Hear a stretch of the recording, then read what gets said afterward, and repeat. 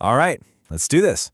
Exam season is here, and we are diving headfirst into one of the most critical chapters in modern Indian history, the final, intense, and dramatic years of the freedom struggle.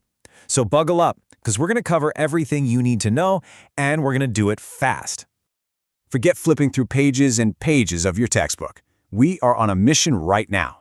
In the next 5 minutes, we're going to lock in all the key dates, the most important people, and the game-changing events from 1939 to 1947. Think of this as your high-speed tactical revision. Ready? Let's jump right in. Okay, so our story kicks off with a massive global event, World War II. Now, this war didn't just happen in Europe. It threw a huge wrench into everything that was happening in India and forced our national leaders into a really, really tough spot. So, picture this. It's 1939. War breaks out. And what does Britain do? Out of nowhere, it declares that India is also at war, fighting alongside them. Now, here's the kicker. And this is what you absolutely need to remember for your exam. They did this without asking a single Indian leader for their opinion. The Congress ministries, which had just won elections in 1937, were absolutely furious. And just like that, this one move created a massive political crisis. This leads us straight to a classic exam question. Should India have supported the British war effort? I mean, on one hand, leaders like Nehru were totally against fascism. They despised everything Hitler and Mussolini stood for. But on the other hand, how could you possibly fight for someone else's democracy in Europe when you were denied that very same freedom in your own home? It was a huge double standard. The British wanted Indian soldiers, sure, but they were not ready to promise Indian freedom in return.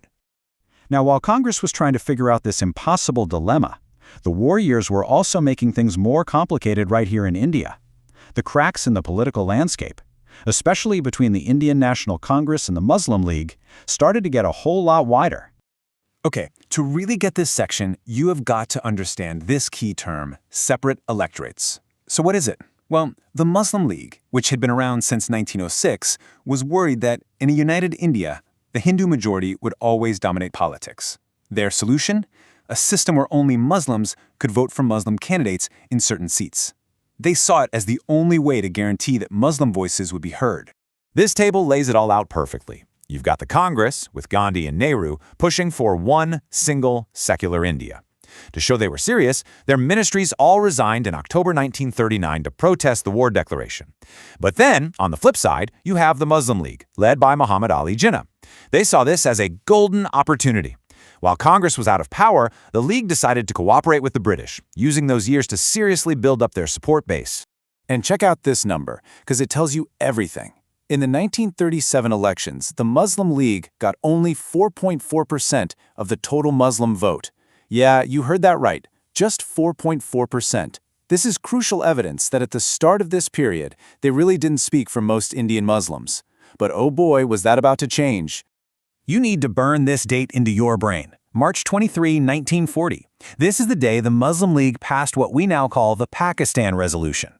Now here's a pro tip for your exam. The actual text didn't use the word Pakistan. What it did do was demand that the Muslim majority areas in the northwest and the east of India should be grouped together as independent states. This was it. This was the first formal, concrete step toward partition. So with the British digging in their heels and the political divide at home getting deeper, the freedom struggle enters its final, most explosive phase. This was the all-or-nothing moment. The final push was on. Okay, remember this sequence. It's super important. First, in March 1942, you have the Cripps mission. This was a negotiation that went nowhere.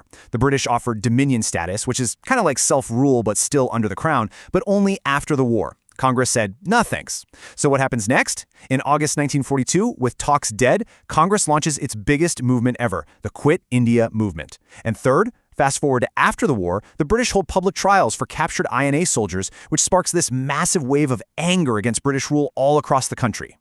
And this was the powerful, electrifying slogan that Mahatma Gandhi used to kick off the Quit India movement.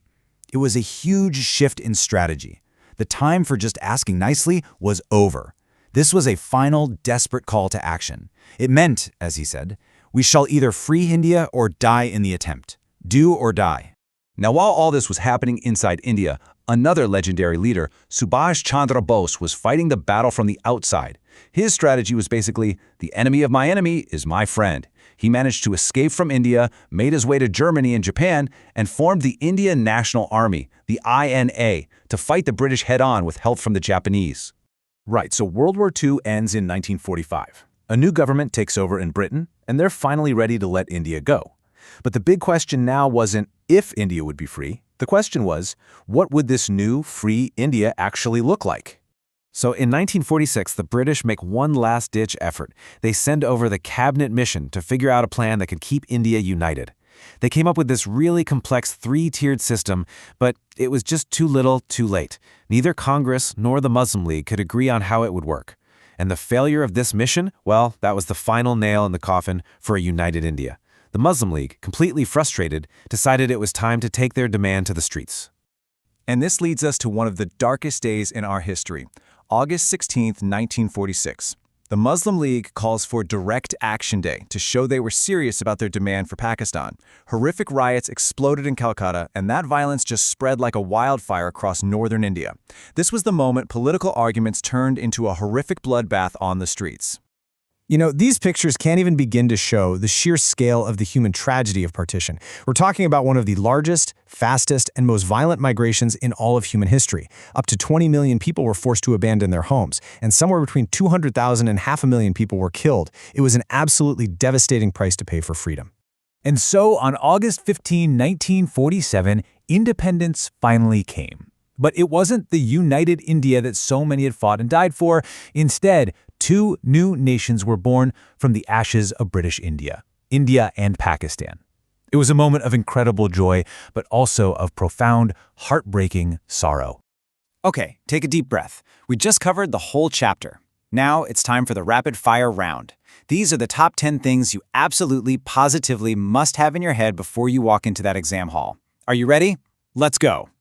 Number 1. 1939. Congress resigns over the war. 2. 1940. The Muslim League passes the Pakistan Resolution. 3. 1942. The Cripps mission talks fail. 4. Still 1942. Gandhi starts the Quit India movement with Do or Die. 5. Also 1942. Subhash Chandra Bose forms the INA. And 6. 1946. The Cabinet Mission, the last hope for a united India, fails. Got 'em? Good. Now this chart right here is the proof for our next point. Just look at this data.